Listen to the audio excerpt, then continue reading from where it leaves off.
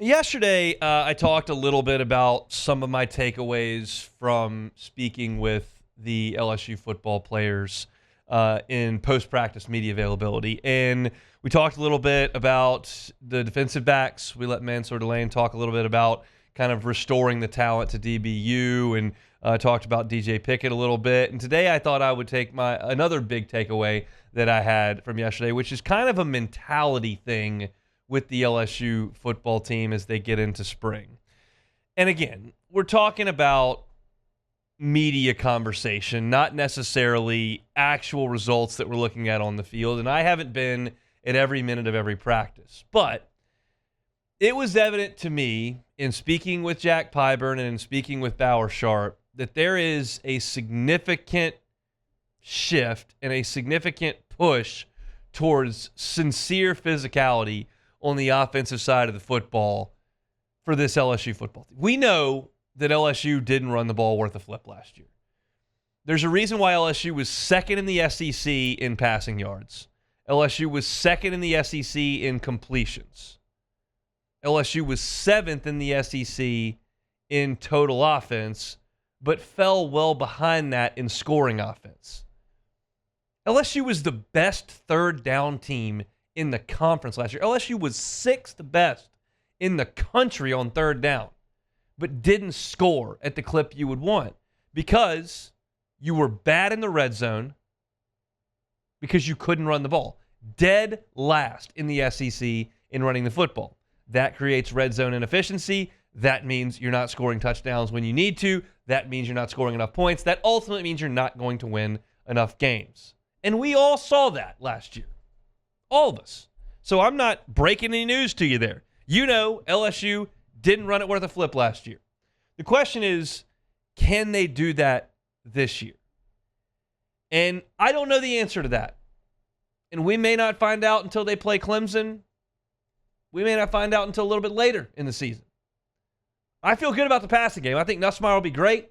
I think they've got some real players at wide receiver. I like the talent at running back. I wish they had a little bit more depth, but I like the talent. Question is, can they be physical enough up front at the point of attack to make things happen and run the ball? And they're trying. I'll tell you this. One thing that we have seen in our practice viewing is a little bit of a different look from the offense. We saw a lot of two tight end sets on yesterday. A lot of them. Saw some two tight end sets in an abbreviated period on Saturday. And you're seeing Bauer Sharp in there, and you're seeing Trey'Dez Green in there, and Donovan Green is available. He's a big physical tight end from Texas A&M, but they're showing a lot of two tight end looks. And they're also showing an ability to run the ball from under center, which is not something we have seen really at all the last few years. And I'm not sold that's a terrible idea because you saw you could run the ball 2 years ago with Jaden Daniels in the spread because he made front sevens panic. Like you had to account for him at all times. And so you could just kind of get into a wide set and run the zone read and let the offensive lineman just kind of push and let the back find his way. And it worked out. And when it didn't work out running the ball with the running backs, Jaden just tucked it and ran for 1,000 yards on Florida. That aspect is gone. You have to find a way to run the ball with the running backs. You have to find a way to run the ball when they know you're running the ball. You have to find a way to run the ball on first down. You got to find a way to run the ball on third and short. You got to find a way to run the ball in the red zone. And one adjustment we never really saw last year was running from under center. They did it a couple of times, but not a lot. Remember the wing tee? I did remember the wing tee, and that's part of it, and it didn't really work. But I'm okay trying things in the spring and trying to be more physical. And I liked our conversation with Bauer Sharp yesterday. He said, look, I get up and go to practice every day, and I pat those five guys on the helmet that are the offensive line, and I say, we're going to go as you go. You set the tone for the day. You set the tone for the offense. It's not Nuss. It's not Joe Sloan. It's not the wide receivers. It's the offensive line has to set the tone for the day. And then we talked to Jack Pyburn, and if you want to read some of the quotes that he had, you can find it at LouisianaSports.net, where I wrote a story this morning. But he said, like, to these guys' credit, like, they're coming out every day, and they're firing off the ball. And it's better than it was last year when we played against LSU. Now, I have my doubts that this new offensive line is significantly better on March the 19th than the 5 guys that LSU had out there in November of last year. I may be wrong.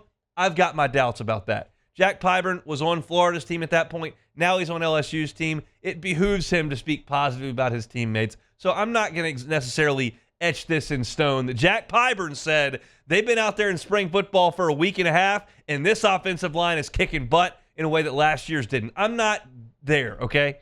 But it's evident that there is an absolute commitment to trying to get this fixed. And that's the first thing that's got to happen. I mentioned this on Twitter last week when I saw some things, and like, talking doesn't get things done. But at least they are talking about it. You never heard, and I hate to keep going back to this, but it's what we have. It's what we have to go off of.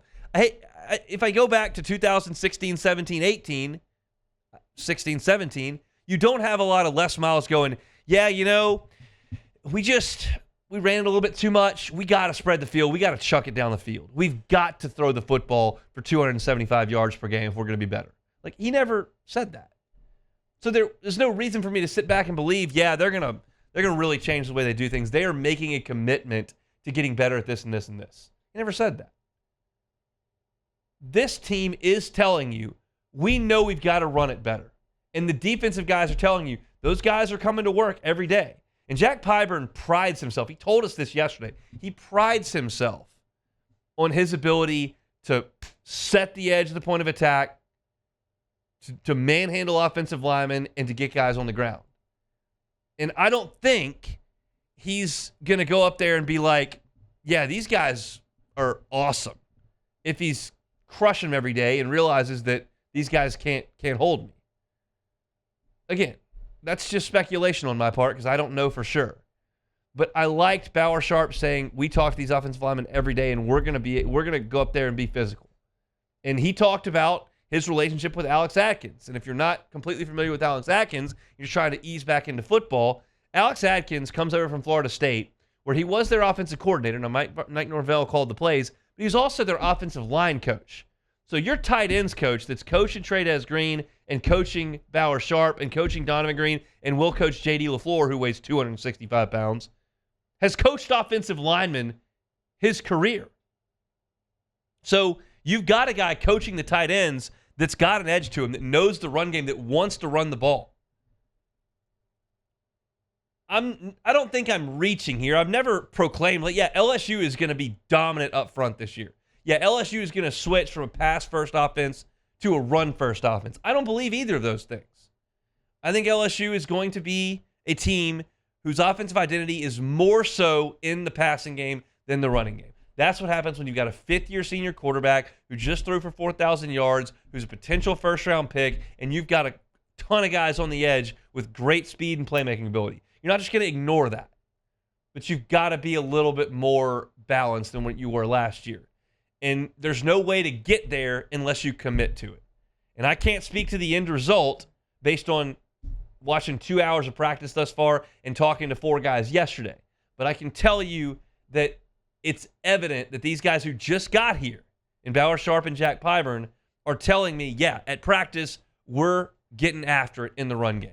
And these guys are buying into it, and they want to do it. And we know how important that's going to be.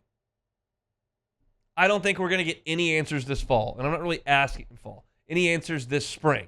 And I'm not asking for answers right now in the spring. Spring is for positivity. Spring is for a little bit of a lack of intensity in terms of game planning. Spring is for experimenting to a degree. And LSU, it looks like, is doing a good bit of that. But we all know as we sit back here and look from afar, like, y'all better get this figured out, or it's going to be another season that ends in disappointment. There are a number of things LSU's got to get better at as a program. They've got to stop the run better. They've got to cover better. But they've got to block and run the ball better on the offensive side of the ball. And Garrett Nussmeier's got to turn it over less frequently. Like, there are a lot of things they've got to correct. But, man, it might be number one on the list that you've got to run the ball better. Because you have no chance if you don't have a running threat.